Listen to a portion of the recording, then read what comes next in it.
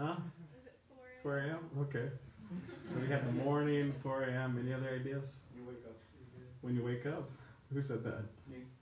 Oh yeah, when you wake up. Anytime? Okay. What is it? Every moment. Every moment? Okay. Those are good answers.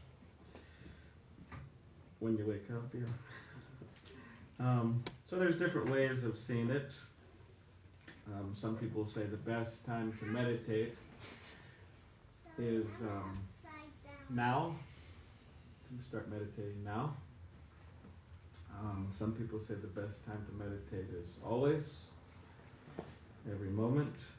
And some people would say that there's a particular time that's considered most conducive to meditate. And some people said morning, and some people said 4 a.m. Or some people may pick a different time, according to their perception. A good time to meditate. So, actually, all of these are true. We should meditate now. We should meditate always. And also, there is, you could say, certain times that are more beneficial or more conducive than others. And as some people mentioned, morning, 4 a.m., those answers were given. And it is true that they say means where the meditation practices come from, the ancient text of India, that specifically before sunrise, an hour and a half, that's the best. Now, of course, we could stay up until that time, and then, but that's kind of like, I don't know what, that's kind of like, it's been a long time since I've stayed up, you know. Oh, well, anyways. If we were to stay up all night and then start our meditation, maybe it would be a little difficult. But generally, it's the idea is that go to sleep and then wake up an hour and a half before sunrise, then start the meditation. So I've been doing that every day, with some exceptions, but practically every day for the last 15 years. And we have Vijay over here. He's been doing it for the last, what, I don't know, how long? 44 years. So, and he gets up really early. What, you get at what time? 1:32? 2 a.m. He gets up at 2 a.m. Goes to sleep a little earlier. So it's a very powerful time to meditate. And I was going to say that after all this time of meditating for however many years I've been doing that, I was going to say, and I've realized something, that it doesn't really make a difference when you meditate. No, I'm just joking. That'd be bad, right? If you were to spend so much time doing something and then you realize, oh, it didn't really make a difference anyways. I can meditate anytime. What's the use? But it does make a difference. It does make a difference. And why is that? Because there's certain, Krishna explains in the Bhagavad Gita that there's such a thing as the three modes of material nature. And everything is categorized in these three modes. So you have food, which is categorized in these modes.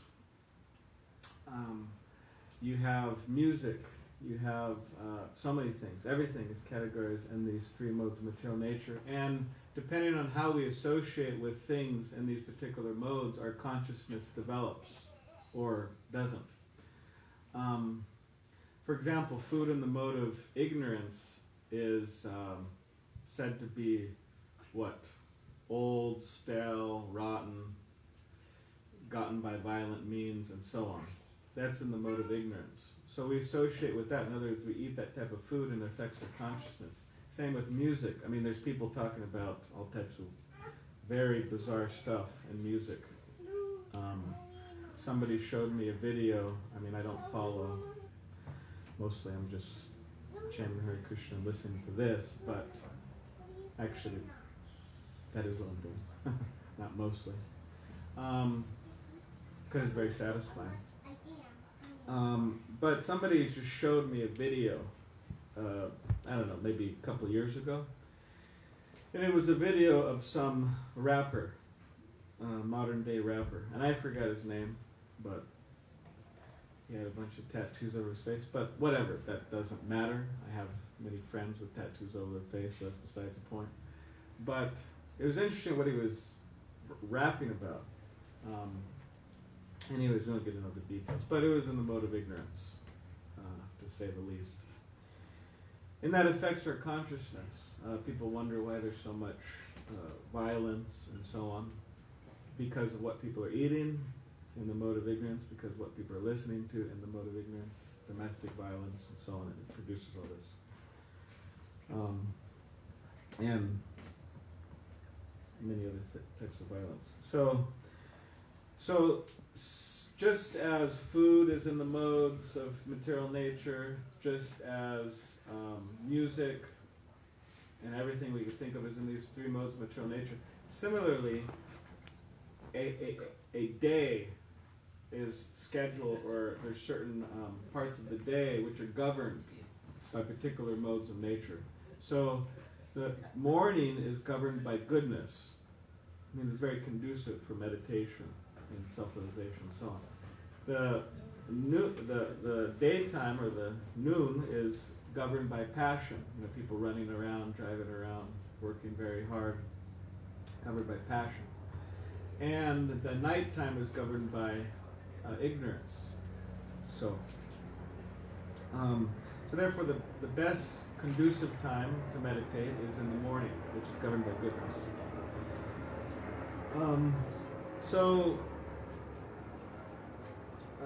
Every morning I put my hand in my bead bag and I chant on these beads. So there's 108 beads, and on every bead I chant Hare Krishna, Krishna Krishna, Hare Hare, Hare Rama, Rama Rama, Hare Hare, and I go to the next bead. So one time around means one round of 108, that's one round, and then, so we do 16 at least. That takes about 2 hours. So that's one form of meditation that's done worldwide, all over the world, by many, many people, different countries. And it's, very powerful. And the other form of meditation is kirtan, what we just did. So what's so good about these words, Hare, Krishna, and Rama? What's so good about them? Why are we going to chant them over and over and over and over and over again? What's so good about them is they are spiritual by nature. The names are spiritual. And therefore it doesn't get tired. We don't get tired of chanting them. Anything material we get tired of doing, even if we like it a lot.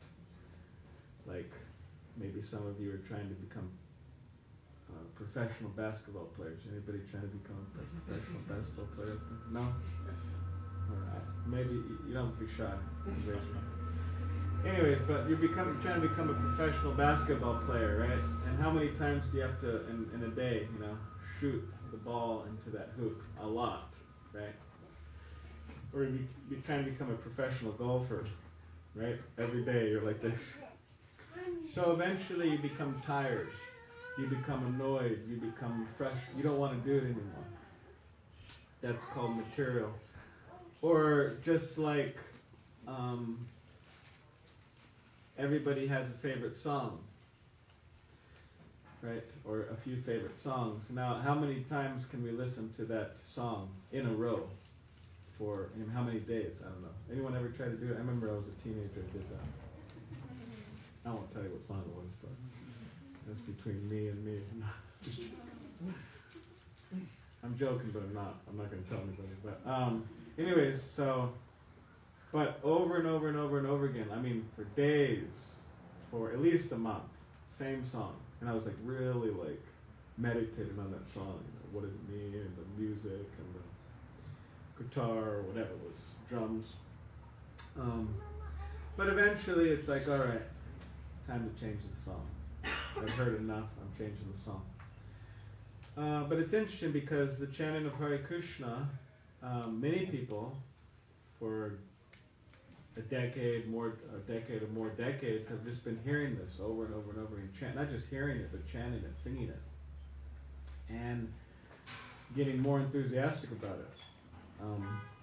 So the idea is that it's spiritual in nature, and if we were to chant another set of words, like for example,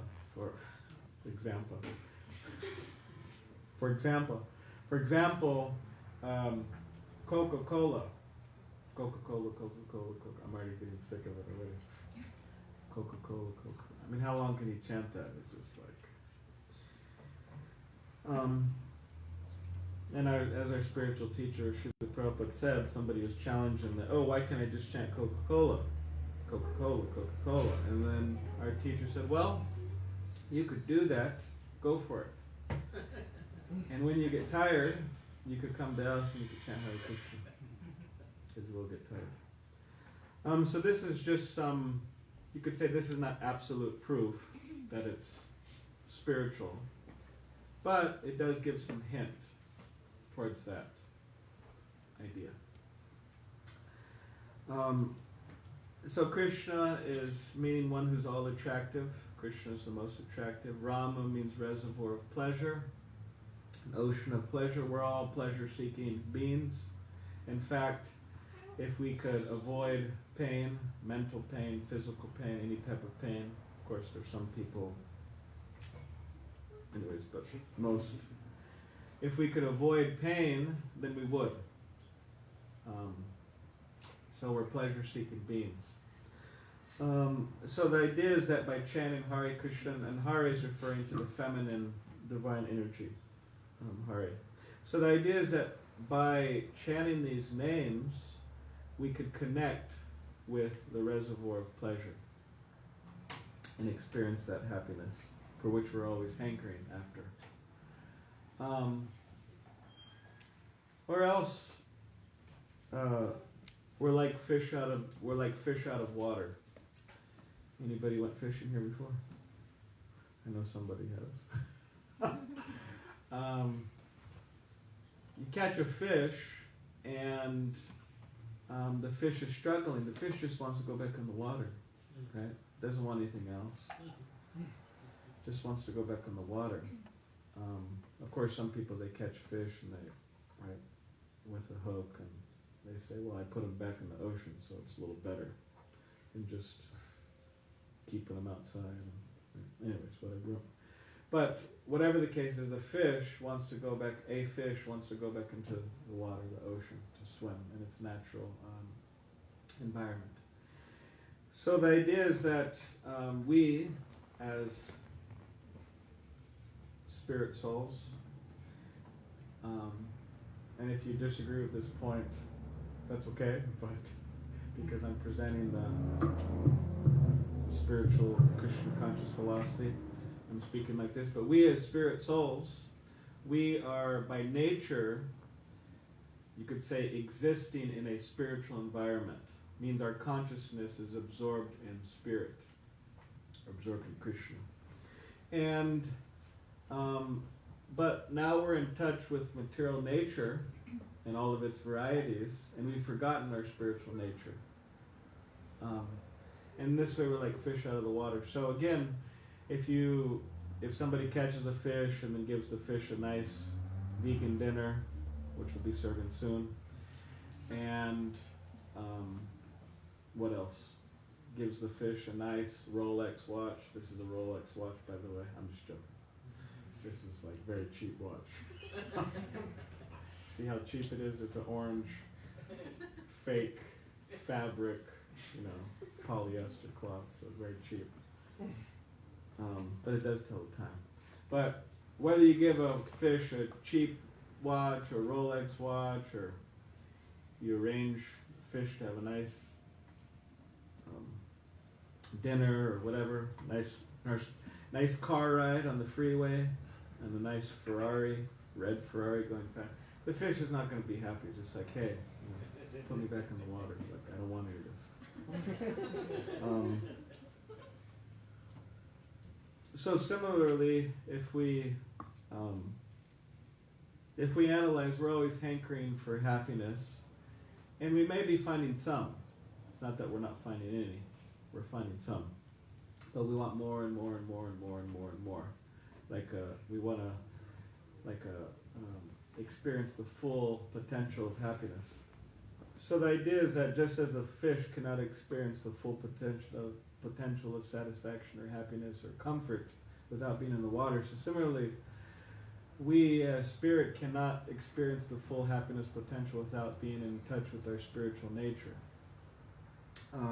So then the question is, well, how do we come in contact with the spiritual nature? And the answer is Hare Krishna. Chant Hare Krishna and be happy. That's the idea. And it sounds very simple. It sounds very, maybe, what do you call, dogmatic, simple, etc. But we can enter, you could say, the laboratory of, what's the word? The Krishna laboratory, or the Bhakti laboratory, Bhakti Yoga laboratory, and we could experiment with it. We don't want any blind followers. Nothing worse than blind followers, right? Pretty much. Nothing worse than blind followers. So we don't want any of that, but we want people to experiment for themselves. And it's free. We're not going to charge it. It's those words right there. You could take a picture, look it up on your phone later, whatever, and take it home with you. Take it all over the world, wherever you go, and chant Hare Krishna, meditate. And we won't charge you for it. There's some groups, spiritual groups, even nowadays, they'll charge you for a mantra. And it's interesting because everybody has a different mantra,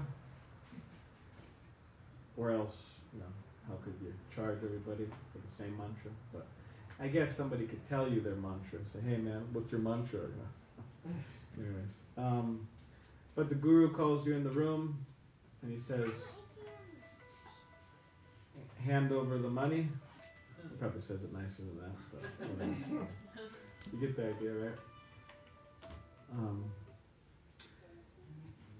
Give some money, Venmo, PayPal, whatever, Cash App me the money, and here's the mantra. Here you go. And then,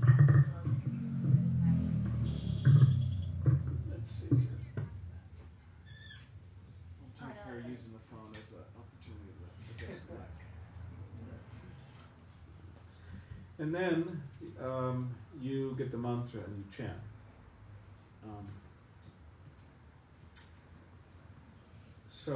But this is free. It's completely free. We're not charging anybody. So, most valuable thing for free.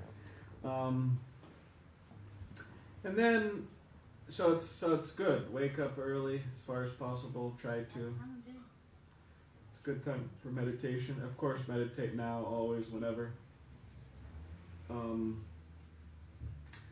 We are. The chanting of Hare Krishna is very powerful. There's japa, there's kirtan. It's free, right? This is how we come in contact with our spiritual nature, how we enter back into the ocean, so to speak. So those are all necessary. Morning time, meditation, chanting. Another valuable thing is to surround oneself in good company, spiritual company, and usually spiritual company, they what do they call? They congregate around spiritual places like temples, etc., lounges, So that's the idea behind the Krishna lunch. It's meant to be a spiritual place where spiritual people get together and be spiritual together. So it's important to do that as far as possible. And then some people say, "Oh, that's a waste of time. Like, why can't I just be spiritual anywhere? Like, why do I have to come to some location? That sounds really stupid. Like, why do I have to do that?" Of course, it's a free world. No one has to do anything. But as far as the tradition's concerned, it makes sense and it is valuable. And in order to, for example, here's an example. Someone may say, well, somebody in deep material consciousness, of course, people go to Las Vegas for different reasons, but I went to Las Vegas recently. I went to our temple there. And I also went to the sign, you know, that famous sign, "Welcome to Las Vegas," right? I went there because I wanted to take a picture, and I thought I was the only one with a novel idea. But there's like hundreds of people, there's a bunch of people lined up as well. I was like, hey, I thought I was the only one with a good idea. You know? It's a big tourist spot. And I wasn't doing it for myself, you know, because people say, why is a monk going to the sign and taking a picture? That's everybody else could do that, but a monk can't, right? The reason I was doing it because I wanted to send it to my mother, because she likes that type of stuff. So, but luckily, when I was at the sign, I met this guy from Argentina, and he asked me, "Are you a monk?" This and that, and we spoke, and I gave him a book. I gave him a nice spiritual book. We took a picture there at the sign, you know, him holding the book. So, anyways, but a lot of people go to Las Vegas to experience, right, the full urges of their senses, to satisfy the full urges of their senses. And of course, there's many places all over the world like that where people, there's many places of pilgrimage like that where people go. You know? So why am I bringing this up? Because someone may say, well, hey, why can't you just satisfy your urges in San Diego? You know, why do you have to go to Las Vegas? Like, why do you have to go this place, that place? Why don't you just stay in San Diego? Isn't it good enough? Yeah, you could say it's good enough. But these types of places, Las Vegas, etc., they enhance in the whole mood of trying to fulfill the urges of the senses, right? Trying to enjoy materially. They enhance the mood, right? The lights, this, that, you know, the whole thing going on, right? Dressing up, whatever. It enhances it. So therefore people go. Or else they wouldn't go. But they go because it enhances the whole mood. Similarly, why do spiritually minded people go to spiritual places, like the Krishna lounge or wherever? Why? Because it enhances the experience. It enhances the endeavor. So that's the idea. It sounded better the first time I said it, but I said it to someone the other day, off the cuff of my mind. I thought it sounded good, but the first time it sounded better. So by doing this, by meditating, always in the morning, chanting Hare Krishna, we come in contact with our spiritual nature, and by associating with good company, spiritually like-minded people in places like this, then slowly but surely, and it doesn't have to be so slow, but we can make a lot of spiritual progress and therefore experience a lot of happiness. So, all right, does anybody have any comments or questions? Yes? So do monks do rounds in the evening as well, or only in the morning? Well, there's the at least 16 rounds, so at least 2 hours a day. And then, but sometimes, like for example, I'm in the morning sleeping. No, I'm just joking. So I gotta pick up my meditation in the evening. No, I'm just joking. I'm in the morning, like I have to go on the altar, for example, and address the deities, Krishna. Yeah, or maybe I'm cooking or something, because we also cook here. You know, there's a lot of going on, so there's also cooking shifts. So I may not chant all of my rounds in the morning. I mean, I like to. That's my goal. That's what I want to do. But sometimes there's other necessary duties that come that I have to perform, or that I choose to perform, and therefore I'll chant later. But there are such ways to arrange, in many cases, our lives where we chant the most in the morning. Best is just all of it in the morning. But even if we chanted all of our rounds in the morning, we could still chant later. So traditionally, people would chant 64 rounds a day, which that takes about 8 hours. Full-time job. Yeah, but our spiritual teacher said, we've reduced this number. He said, because the modern people have a hard time concentrating, so we reduced the number. And this was 50 years ago, so I think he, saw in the future, right? But 16 is very powerful. At least chanting 16 rounds is very powerful. And yeah, best is in the morning, but the idea is to complete it in a 24-hour period. So, yeah. You don't like this game? I don't like it either. I'm just kidding. Okay, does anybody have any other, does that, Yeah. okay. Does anybody have any other comments or questions? Can people participate in this thing? Like, join the monks? Yeah, I just want to know if people can participate. So I got one of these little beads. I tried it. One round took me half an hour. Oh, so really? yeah. Were you singing? No. Yeah, I just Okay. just kind of Okay. just going for it. Yeah. Okay. And you said you did 16 in 2 hours. So Yes. I'm like, I want to see how fast you guys are doing this thing. Yeah. It's easier. Well, Easy practice. we have every morning 5:15 to 7:15 without fail. There's somebody in there chanting, meditating. So yeah, you're welcome to join that. But usually it's one round is like 5 is fast. 5 minutes, that's fast. You're moving. But usually it's between 7 minutes, 8 minutes. 10's a little slower, but yeah. So you could like try to time yourself and try to hit the mark of 7, 8. Yes. We should use the mic. Okay. With the time change, when you said the hour and a half before the sunrise, is that 5:15 now? Is that the time now? Yeah, that's a good question. Because well, I mean, there's the rising and the setting of the sun and how that changes over any given year. But we always at 4 a.m. We're always up at 4 a.m. So it's dark then.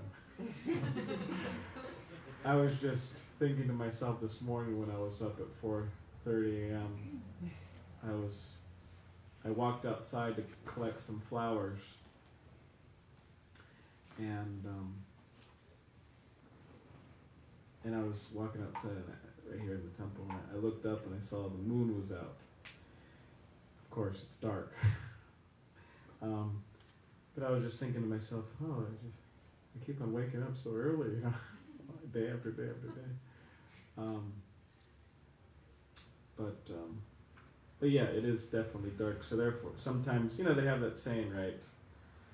See you bright and early, right?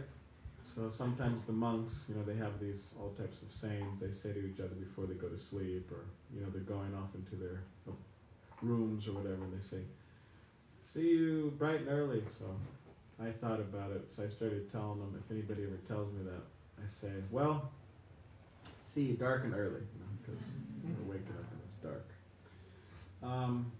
But yeah, we don't adjust according to that, but we're always waking up at 4.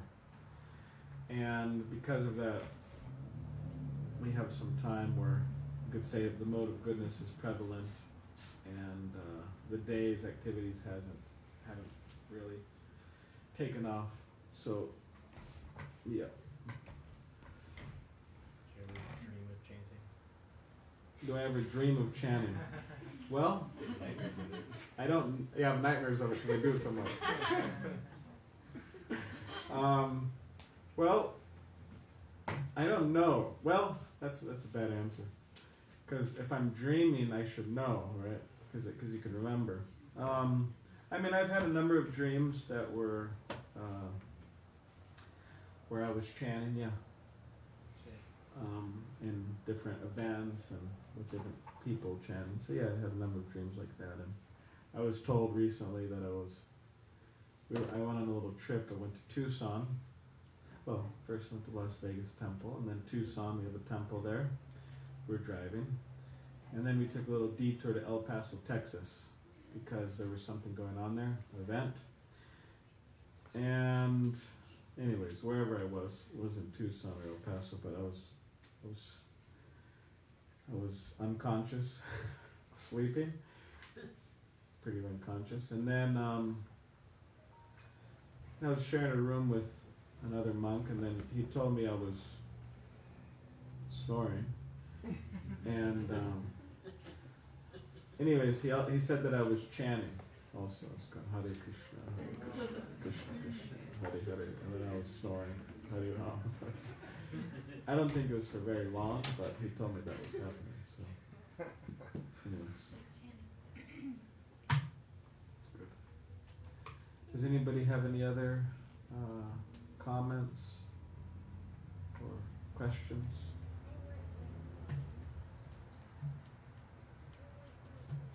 Okay. All right. So we have our announcer here. So